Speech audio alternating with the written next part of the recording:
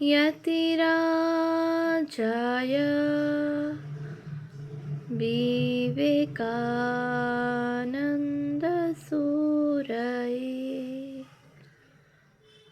सच्चित्सुखस्वरूपाय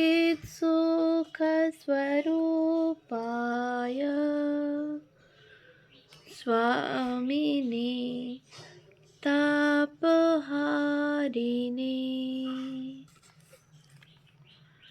বেলুড় রামকৃষ্ণ সংঘের সংঘাধ্যক্ষ পরম্পরা গ্রন্থ থেকে পাঠ। প্রথম পর্ব, পৃষ্ঠা ৮২। স্বামী অখণ্ডানন্দ। তিব্বতে তিনি মানা গিরিবর্ত হইয়া যান এবং ৩ মাস পরে নীতি ঘাটের পথে ফিরিয়া আসেন। মানার মধ্যভাগে পার্বতী দেবীর জন্মস্থান ও পিত্রালয় দর্শনে তিনি সাতিশয় প্রীতি লাভ করেন। প্রথমবারে তিব্বত হইতে ফিরিয়া বদ্রীনারায়ণ দর্শনান্তে তিনি কিছুদিন তিব্বতী ব্যবসায়ীদের সহিত হিমালয়ে বাস করেন এবং পরে ঋষিকেশে নামিয়া আসেন। দ্বিতীয়বারে তিব্বত গিয়াছিলেন তিনি বদ্রিকাশ্রম হইয়া ছিপছিলাম গিরিবর্তের পথে এবং ওই সময়ে ৫ মাস তিব্বতে অবস্থানের সুযোগে কৈলাস ও মানস সরোবর দর্শন করিয়াছিলেন। ওই দ্বিতীয়বারেও তিনি নীতি ঘাটের পথে বদ্রিকাশ্রমে প্রত্যাগমন করেন। পরে তিনি আলমোড়া ও নৈনিতালের বিভিন্ন স্থানে ভ্রমণান্তর কেদারনাথ দর্শন করেন। বদ্রীনারায়ণের পথে শ্রীনগরে টিহিরি স্বামী শিবানন্দজির সহিত তাহার সাক্ষাৎ হয় ১৮৮৮-র শেষে। গঙ্গাধর মহারাজ তখন তিব্বতী বেশ পরিহিত এবং তাহার মুখ তিব্বতীদের ন্যায় তুষার ঝলসানো, তাই অকস্মাৎ শিবানন্দজি তাহাকে চিনিতে পারিলেন না। কিন্তু দাদা দাদা আহ্বান শ্রবণে তিনি গঙ্গাধরকে বুকে জড়াইয়া ধরিলেন। তারপর উভয়ে কিছুদিন একসঙ্গে তীর্থ ভ্রমণ করিলেন। বদ্রিকাশ্রম হইতে অবতরণকালে শিবানন্দজি গঙ্গাধর মহারাজকে পুনঃ তিব্বতে যাইতে নিষেধ করিলেও অতৃপ্ত আকাঙ্ক্ষা তাহাকে তথায় লইয়া গেল। প্রত্যাগমনকালে লাদাখ হইয়া তিনি শ্রীনগরে অর্থাৎ কাশ্মীর উপস্থিত হইলে ব্রিটিশ সরকারের এজেন্ট তাহাকে গুপ্তচর সন্দেহে বন্দী করিলেন ডিসেম্বর ১৮৮৯। সৌভাগ্যক্রমে ৫ দিন পরে তিনি মুক্তি পাইলেন। তিব্বত ভ্রমণকালে তাহার যে সকল অভিজ্ঞতা হইয়াছিল তন্মধ্যে কয়েকটি বিশেষ উল্লেখযোগ্য। প্রথম বৎসর তিনি থুলিং মঠে থাকিয়া তিব্বতী ভাষা শিখিতে আরম্ভ করেন। কিন্তু লামাদিগের ঐশ্বর্য, বিলাসিতা ও দরিদ্র পীড়নের প্রতিবাদ করার ফলে তাহার স্কন্ধে খাপ সমেত তলোয়ারের আঘাত পড়ে। অধিকন্তু পাহাড়িরা মত্তাবস্থায় লামাদিগের নিকট তাহার বিরুদ্ধে অভিযোগ করিলে লামারা পরামর্শ দেয়, উহার গাল বাড়াইয়া দাও। উদ্দেশ্য, গাল কাটিয়া দিলে আর কথা বলিতে পারিবেন না। অবস্থা বুঝিয়া গঙ্গাধর মহারাজ পালাইয়া যান। দ্বিতীয়বারে তিনি লাসা যাইতে উদ্যত হইলে তিব্বতী পুলিশ তাহাকে বন্দী করে। পরে পরিচিত তিব্বতী ব্যবসায়ীরা জামিন দিয়া তাহাকে ছাড়াইয়া আনে। বস্তুত এইসব ব্যবসায়ীরা তাহাকে খুবই ভালোবাসিত। ইহাদের এক ব্যক্তি একসময়ে তাহার নিকট শ্রীরামকৃষ্ণের আলোকচিত্র দেখিয়া এতই মুগ্ধ হয় যে তারপর সে যতদিন তাহার সহিত ছিল ততদিন ওই চিত্রকে বুদ্ধের সমাসনে বসাইয়া পূজা করিত। তিব্বতী পুলিশের নিকট মুক্তি পাইয়া কৈলাস ও মানস সরোবর দর্শনকালে তিনি ডাকাতের হাতে পড়েন এবং গুড় ও চাল ভাজা দিয়া কোনো প্রকারে রক্ষা পান। তৃতীয়বার তিনি লাসায় যাইতে উদ্যত হইলে বন্ধুরা পর্যন্ত বিরোধী হইল, কাজেই তিনি ওই আশা পরিত্যাগ করিলেন। এ যাবৎ তিব্বত ও হিমালয়ের আকর্ষণে তিনি ইতস্তত ছুটিতেছিলেন। ইহার পরবর্তী পর্বে আমরা তাহাকে স্বামী বিবেকানন্দের অনুসরণে উত্তর ও পশ্চিম ভারতে ঘুরিতে দেখিতে পাই। কাশ্মীরে ব্রিটিশ সরকারের হস্তে লাঞ্ছনার পরে স্বামীজি তাহাকে গাজীপুরে যাইবার জন্য আমন্ত্রণ জানাইলেন। সেই আহ্বান অনুসারে কাশ্মীর পরিত্যাগপূর্বক তিনি যখন কিছুদিন পরে এপ্রিল মাসে গাজীপুরে উপস্থিত হইলেন, তখন স্বামীজি সেখানে নাই। পওহারী বাবার সহিত সাক্ষাৎ হইলে বাবাজি গঙ্গাধরকে সত্বর স্বামীজির নিকট চলিয়া যাইতে বলিলেন, কিন্তু ইতোমধ্যে শরীর অসুস্থ হওয়ায় তিনি তখনই মঠে রওনা হইতে পারিলেন না। সুস্থ হইয়া জুনের প্রারম্ভে মেল ট্রেনে হুগলি পর্যন্ত আসিয়া তিনি প্যাসেঞ্জার ট্রেনে যেই বালিতে নামিলেন, অমনি পুলিশ তাহাকে ধরিয়া হাওড়ায় লইয়া গেল। কিন্তু তাহার বিরুদ্ধে প্রমাণযোগ্য কিছু না পাওয়ায় বরাহনগরে পৌঁছাইয়া দিয়া গেল।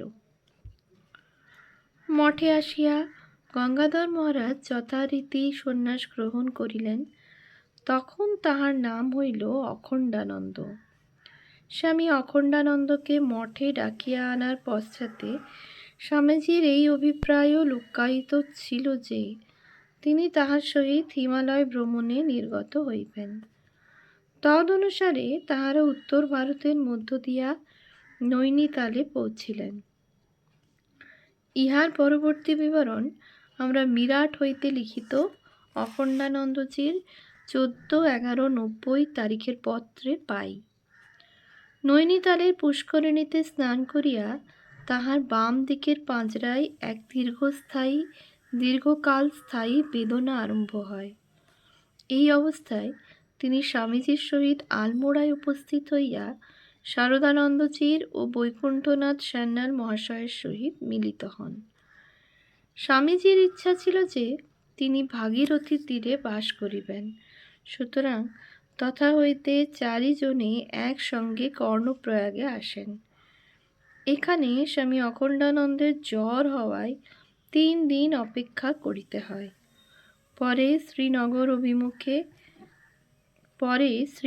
অভিমুখে চলিয়া সলড়কার চটিতে আসিয়া স্বামীজি ও অখণ্ডানন্দজি জ্বরগ্রস্ত হন। 3 দিন পরে তথা হইতে 5-6 মাইল নিচের দিকে চলিয়া তাহারা এক ধর্মশালায় উপনীত হইলেন। জ্বর তখন এতই বৃদ্ধি পাইয়াছে যে তাহাদিগকে পরদিন ডান্ডি করিয়া শ্রীনগরে যাইতে হইল। এখানে তাহারা পক্ষাধিক কাল ছিলেন। ইতোমধ্যে স্বামী অখণ্ডানন্দের পুনরায় জ্বর হওয়ায় সিভিল সার্জনকে দেখানো হইল। তিনি বলিলেন যে ব্রঙ্কাইটিস হইয়াছে, সমভূমিতে নামিয়া যাওয়া আবশ্যক। তদ অনুসারে তাহারা দেরাদুনে চলিলেন। পথে রাজপুরে তুরীয়ানন্দ স্বামীর সহিত তাহাদের সাক্ষাৎ হইল। ইহার পরে স্বামীজি, স্বামী শারদানন্দ ও স্বামী তুরীয়ানন্দ ঋষিকেশে চলিয়া গেলেন। অখণ্ডানন্দ মহারাজের সহিত রহিলেন শুধু সান্যাল মহাশয়। এইরূপ তপক্লেশ ও ভ্রমণ ক্লেশের মধ্যেও আনন্দের অভাব ছিল না। একবার এক সন্ধ্যায় কোনো গ্রামে উপস্থিত হইয়া স্বামীজিকে তামাক খাওয়াইবার জন্য অখণ্ডানন্দজি গ্রামের মধ্যে আগুনের অন্বেষণে গেলেন, কিন্তু কেহই আগুন দিল না। ইহাতে সকলেই একটু চিন্তিত হইলেন।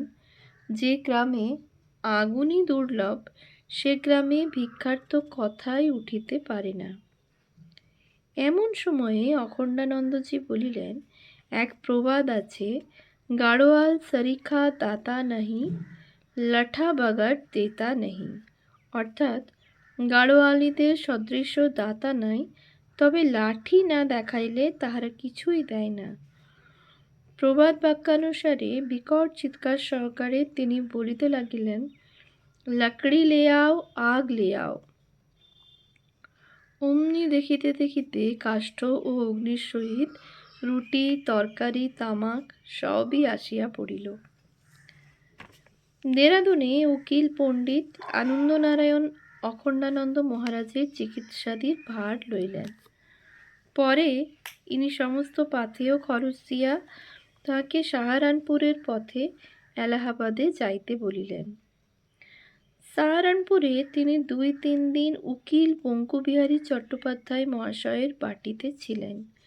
সেখান হইতে উকিলবাবুর পরামর্শ অনুযায়ী তিনি এলাহাবাদ না যাইয়া মিরাটে ত্রৈলোক্যনাথ ঘোষ অ্যাসিস্ট্যান্ট সার্জন মহাশয়ের বাটিতে আশ্রয় লইলেন। শীঘ্রই স্বামীজি তাহার মিরাটে অবস্থানের খবর পাইয়া সদল বলে তথায় উপস্থিত হইলেন এবং সেখানেই 4-5 মাস থাকিয়া গেলেন।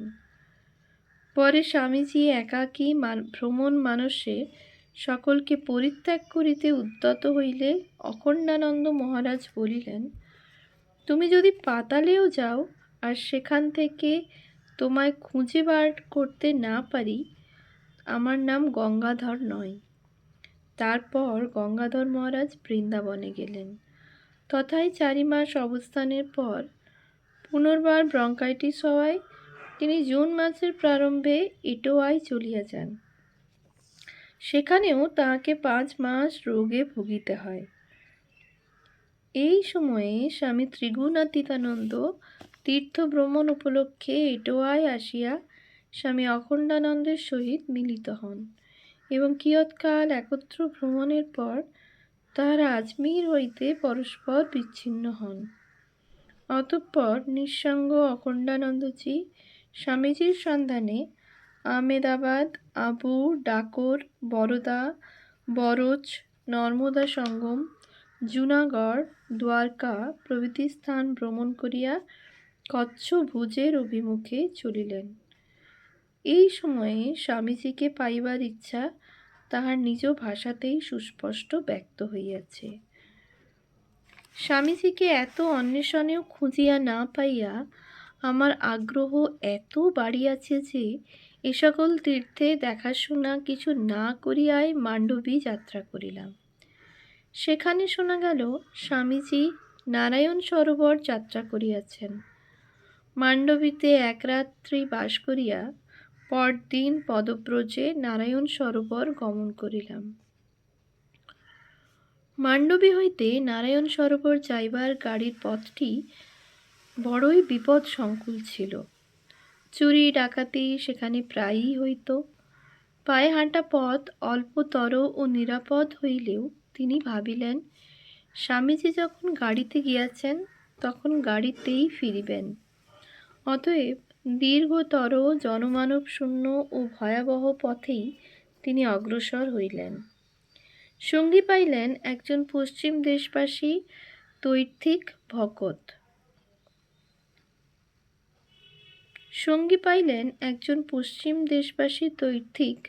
ভকত।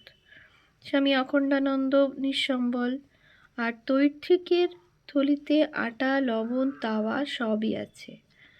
ওই পথের অর্ধেক অতিক্রম করার পূর্বেই 4 জন দস্যু আসিয়া সম্মুখে দাঁড়াইল এবং তাহাদের দ্রব্যাদি পরীক্ষা করিয়া দেখিল। ভকত বিপদে সন্ত্রস্ত হইলেও অখণ্ডানন্দজি অবিচলিত রহিলেন। দস্যুরা দেখিল যে লইয়া যাইবার মতো কিছুই নাই, সুতরাং তাহারা ফিরিয়া চলিল। তখন অখণ্ডানন্দজি স্বীয় জামা প্রভৃতি তাহাদিগকে দেখাইয়া বলিলেন, ওরে, এগুলো নিয়ে যা, তোরা গরিব।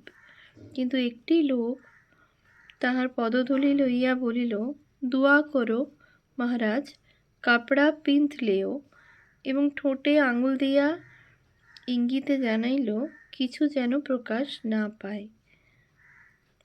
পরে নারায়ণ সরোবরে উপস্থিত হইলে সেখানকার মহন্ত সব শুনিয়া বলিলেন, আপনার পুনর্জন্ম হয়েছে, সঙ্গে 5টি টাকা থাকলেও আপনার আর প্রাণ থাকত না। এত কষ্টের পরেও নারায়ণ সরোবরে সংবাদ পাওয়া গেল যে স্বামীজি অন্য পথে আশাপুরী নামক দেবী স্থান দর্শনে গিয়াছেন। অখণ্ডানন্দজি যখন সেখানে গেলেন, স্বামীজি তখন মান্ডবীতে ফিরিতেছেন। অবশেষে অখণ্ডানন্দজি মান্ডবীতে স্বামীজির সহিত মিলিত হইলে স্বামীজি বলিলেন যে তিনি একাকী থাকিতে চাহেন, অতএব গঙ্গাধর মহারাজ যেন পশ্চাৎ অনুসরণ না করেন। গঙ্গাধর মহারাজ উত্তর দিলেন, তোমার কাজের বিঘ্ন আমি করব না। তোমাকে দেখবার জন্য ব্যাকুল হয়েছিলাম, সে আকাঙ্ক্ষা মিটেছে। এখন তুমি একলা যেতে পারো। ইহার পর স্বামীজি ভুজে গেলেন। গঙ্গাধর মহারাজ সত্যবাদিতার পরিচয় দিবার জন্য একদিন পরে তথায় যাইয়া স্বামীজির সঙ্গে এক পক্ষকাল কাটাইলেন। অতঃপর পোরবন্দর পর্যন্ত আর তাহাদের সাক্ষাৎ হয় নাই। পোরবন্দরে পুনর্মিলনের পর অখণ্ডানন্দজি একাকী জিতপুর, গোন্ডাল এবং রাজকোট হইয়া জামনগরে গেলেন। ওম শান্তি শান্তি শান্তি। হরি ওম তৎসৎ। শ্রীরামকৃষ্ণার্পণমস্তু।